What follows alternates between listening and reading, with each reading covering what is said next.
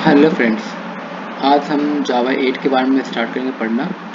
उससे पहले मैं बता दूं कि जावा 8 के लिए मैंने एक प्रोग्राम लिख के रखा हुआ है जिसमें मैं स्टूडेंट का मैक्सिमम मार्क्स निकाल रहा हूँ सब्जेक्ट वाइज। तो उसके लिए मैंने एक स्टूडेंट क्लास बनाया है जिसमें मैंने 3 पैरामीटर्स पास किए हैं, नेम, सब्जेक्ट एंड मार्क्स। इसके अकॉर्डिंग हम सब्जेक्ट वाइज मैक्सिमम मार्क्स निकालेंगे। तो मैंने एक एरे लिस्ट बनाई है, उस एरे लिस्ट में मैंने स्टूडेंट्स को ऐड किया है। ये इंग्लिश के लिए, फिर आपका मैथ के लिए, और उसके बाद मैंने हिंदी के लिए ये ऐड किया है। तो जावा 8 पे जाने से पहले मैं सबसे पहले इसी प्रॉब्लम स्टेटमेंट को जावा 7 से सॉल्व करने की कोशिश करूँगा। तो जावा 7 में बेसिकली हम अगर मैक्सिमम मार्क्स निकालना सब्जेक्ट वाइज, तो उसके लिए मैंने एक मेथड बनाई जिसमें मैं एक स्टूडेंट लिस्ट को पास कर रहा हूँ, और उसके बाद उस स्टूडेंट लिस्ट एक मैंने हैश मैप बनाया है।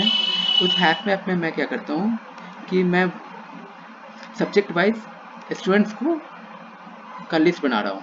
तो ये लिस्ट बना के हमें दे देगा।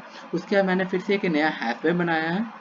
उसके बाद जो टेम्प हैश मैप जो अभी वैल्यू पॉपुलेट हुआ था सब्जेक्ट वाइज, उस पर इटरेट किया है, और उसमें से जो भी मैक्सिमम मार्क्स है हमारे लिस्ट में से, वो मैक्सिमम मार्क्स निकाल के मैं पुट कर रहा हूँ इसकी के अगेंस्ट में, और उसको मैं रिटर्न कर रहा हूँ। तो अगर मैं इस कोड को रन करूँ तो आप देखिएगा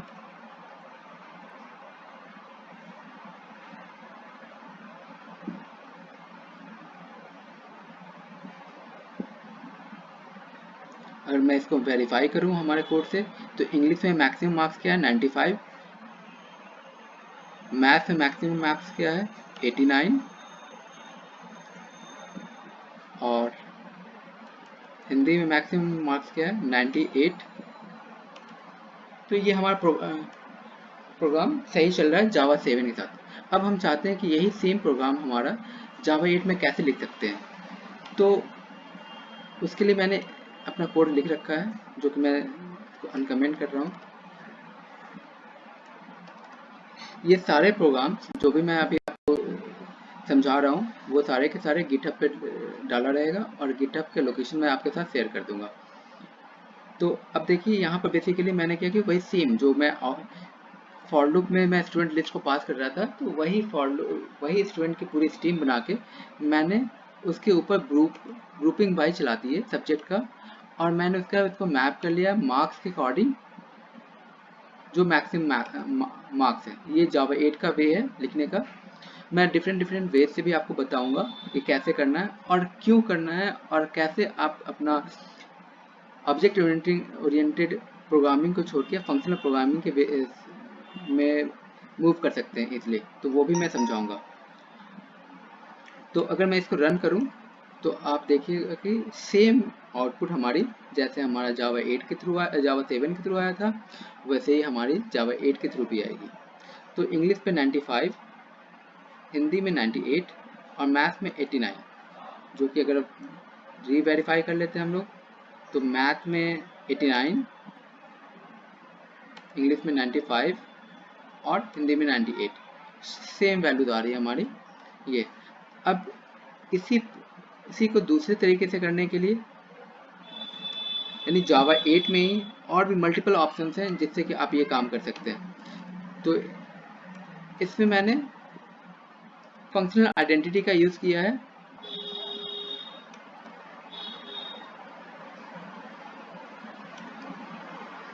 और इसका आउटपुट भी देखिएगा तो सेम आउटपुट आ रही है जैसे कि आपकी उससे आ रही थी, कि इंग्लिश में 95, हिंदी में 98, और मैथ में 89। तो आपकी वैल्यू, लेकिन इसके साथ आप एक नोटिस कीजिए कि इसके साथ ऑप्शनल रिटर्न करा है। ये जावा 8 का फीचर है जिसमें कि आप ऑप्शनल हम रिटर्न कर सकते हैं। अब सपोज आपके पास एक दूसरा स्टेटमेंट आ जाता है कि मुझे जिसको भी मैक्सिमम मार्क्स मिले हैं उसका नाम भी चाहिए, जो कि अभी आप देखिएगा तो अभी हमारा नाम नहीं आ रहा है।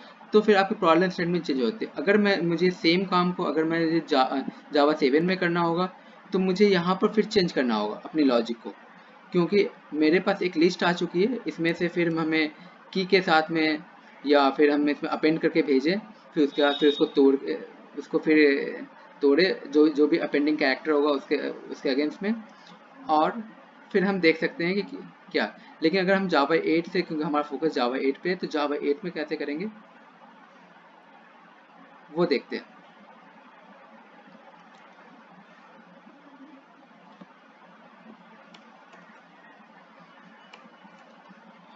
ये अचीव हो सकता है अगर हम डायरेक्टली पूरी की पूरी स्टूडेंट ऑब्जेक्ट को ही रिटर्न कर दे, तो जो कि हम यहाँ पर कर भी रहे हैं। इसको आउटपुट पहले मैं दिखा दूँ, फिर आपको मैं बताता हूँ।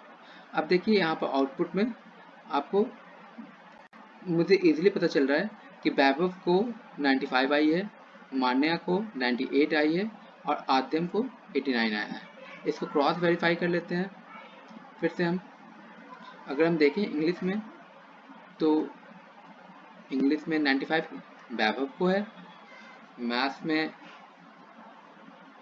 आद्यम को है और हिंदी में मान्या को है, मान्या को है। तो आपका ये प्रोग्राम सही चल रहा है। तो हम इजीली अब हम यहाँ से सेग्रीगेट करते हैं, हमारे पास ऑब्जेक्ट स्टूडेंट है, स्टूडेंट से हम इजीली निकाल सकते हैं कि कौन सा। अब इसी प्रोग्राम को मैं दूसरे तरीके से भी करके दिखाता हूँ, जो कि आपको आउटपुट सेम ही आएगा।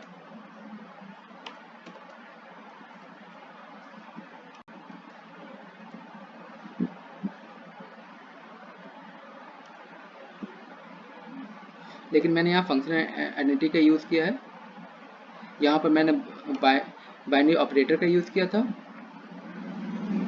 लेकिन मैंने यहाँ पर मैपिंग फंक्शन का यूज़ किया है। तो आप देखिएगा वैभव को 95, मान्या मान्या को 98 हिंदी में और आद्यम को मैथ्स में 89।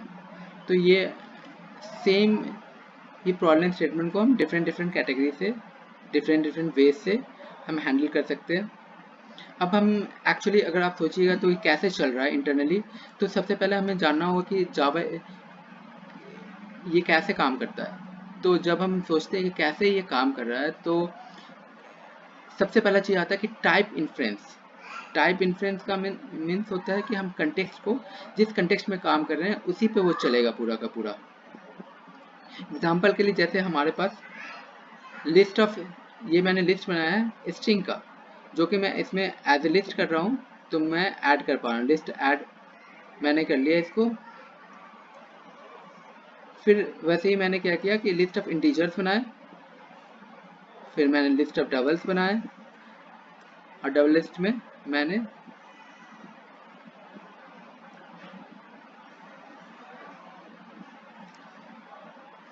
अब सपोज मैं टाइप इन्फ्रेंस क्या होता है, अगर मैं देखूं यहाँ पर मैं लिस्ट में एड ऑल करने जा रहा हूँ, तो ये मुझे बता रहा है कि the method add all in the type list integer not applicable for the argument list integer. तो अगर मैं देखूं तो ये मुझे साफ साफ बता रहा है कि मैं ऐड नहीं कर सकता हूँ इंटीजर में स्ट्रिंग को।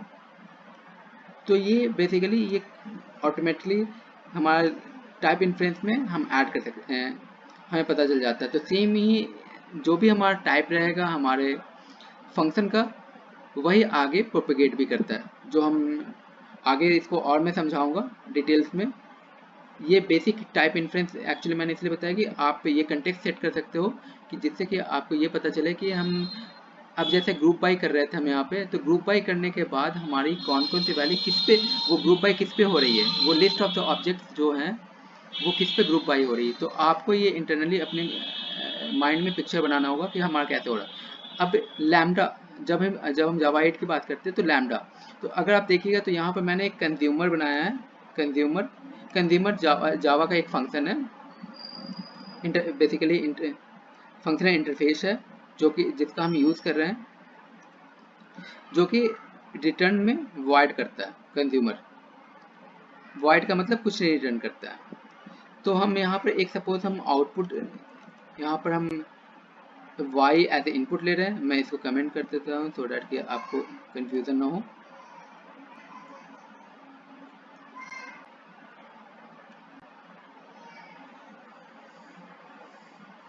तो y एक इनपुट ले रहा है वो। अब ये y इनपुट जो भी होगा वो वो कैसा होगा, इन्फ्लुएंस करेगा इससे, ये इंटीजर टाइप का लेगा, इंटीजर लेगा। और ये मैंने जानबूझ के यहाँ पर दो तीन चीज़, स्कोप को भी मैं डिफाइन करना चाहता था कि हमारे लैम्डा में क्या क्या डाल सकते हैं, क्या क्या आउटसाइड ऑफ स्कोप क्या हो सकता है। और इसमें एक कंसेप्ट होता है फाइनल एंड इफेक्टिवली फाइनल, तो वो लोकल वेरिएबल्स के लिए होता है, जो इसका हम जो मैं अभी समझाऊंगा आपको। तो एक मैंने लोकल वेरिएबल भी सेट किया है 70, और मैंने एक x बनाया है जो कि एक हमारी स्टैटिक जो क्लास लेवल वेरिएबल है 20, जिसको मैंने सेट किया है x को, और y मैं पास कर रहा हूँ। और इस दोनों को मैंने जानबूझ के कमेंट किया सो डैट कि आपको इसके बारे में समझा सकूँ। तो जब मैं इसको रन करूँगा तो आप देखिएगा कि x की वैल्यू, स्टैटिक वाली वैल्यू वो ले रहा है, जो अपने लैम्डा, ये लैम्डा मीन्स इस वाले वैल्यू के अंदर में जो भी वैल्यूज हैं वो बाहर वाले स्कोप में जिसके इंक्लोज्ड है उसके स्कोप के भी वेरिएबल्स को वो ले रहा है। तो अगर मैं देखूं तो इसने लोकल वेरिएबल 70 लिया है, जो ये हमने डिफाइन किया है, 20 लिया है जो x की वैल्यू मैंने दिखाई थी आपको, और y की वैल्यू मैंने 10 पास की है। अगर सपोज मैं यहाँ 30 पास कर दूंगा तो भी यही वैल्यू रह जाएगी, तो y की वैल्यू चेंज हो जाएगी और x और लोकल वेरिएबल की वैल्यू सेम रहेगी। तो y की वैल्यू 30 हो गई और मेरी लोकल वेरिएबल की वैल्यू सेम है और x की वैल्यू। अब जो मैं बता रहा था आपको इफेक्टिवली फाइनल एंड फाइनल, तो अब मैं सपोज चाहता हूँ कि मैं लोकल वेरिएबल की वैल्यू चेंज करूँ इंटरनली, तो वो मुझे एरर दे देगा। अगर आप एरर को पढ़ सकते हैं तो देखिए, लोकल वेरिएबल जो हमने ऑब्जेक्ट बनाया है, local variable defined in an enclosing scope must be final or effectively final। so इस लाइन पे मुझे इश्यू है क्योंकि ये लाइन हमारा फाइनल होना चाहिए। लैम्डा में हम लैम्डा के अंदर में यानी कि हम जब लैम्डा एक्सप्रेशन जो ये पूरा का पूरा है उस स्कोप में जो भी वैल्यूज हम पास करेंगे वो फाइनल होगा। फाइनल मीन्स जिसको हम ओवरराइड नहीं कर सकते। तो हम यहाँ पर, लेकिन हमने यहाँ पर कोशिश किया है कि इसको ओवरराइड करने के लिए, तो ये कंपाइल टाइम एरर ही मुझे दे दिया कि मुझे बता दिया कि हम इसको ये काम नहीं कर सकते हैं। हम डायरेक्टली उसको यूज़ कर सकते हैं लेकिन हम उसको अपडेट नहीं कर सकते। लेकिन हम स्टैटिक वेरिएबल्स को अगर आप देखिएगा तो हम इंक्रीज कर सकते हैं, चेंज कर सकते हैं, क्योंकि वो हमारा क्लास लेवल वेरिएबल है।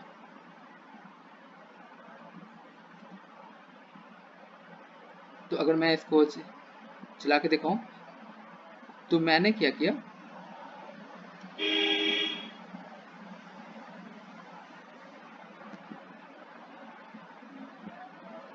यहाँ पे स्टैटिक वेरिएबल को मैंने 20 से प्लस कर दिया।